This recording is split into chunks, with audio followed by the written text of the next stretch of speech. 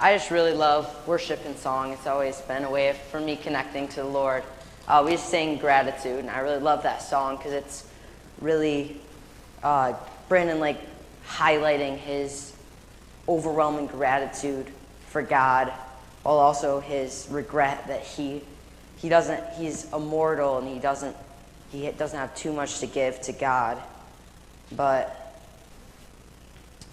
that God will, in the end, he's staying faithful to God.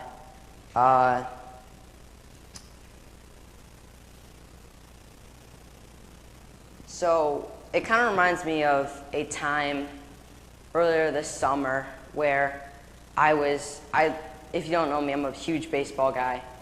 So I play a lot of baseball, and I was being coached by my dad, and I was kind of in an uncomfortable position. You know, I'm not used to where I'm at, and me and my dad kind of have this conflict here, is where I'm like, I'm right. My dad's like, no, you're not. And in the end, I could clearly see that he was right and I was wrong. And this is often the conflict we have with God, is that we're like, God, I wanna do this.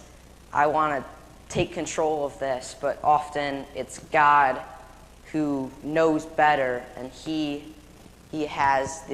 knows what he's doing.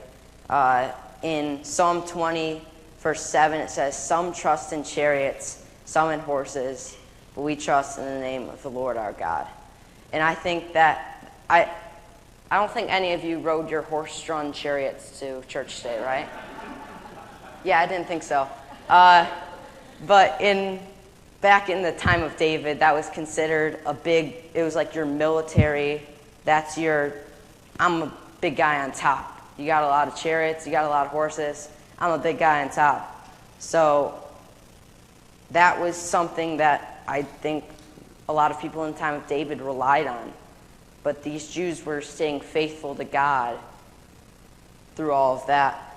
And we really see that in verse 8 and 9, where it says, "They collapse and fall. We rise and stand upright. O Lord, save the king. May he answer us when we call."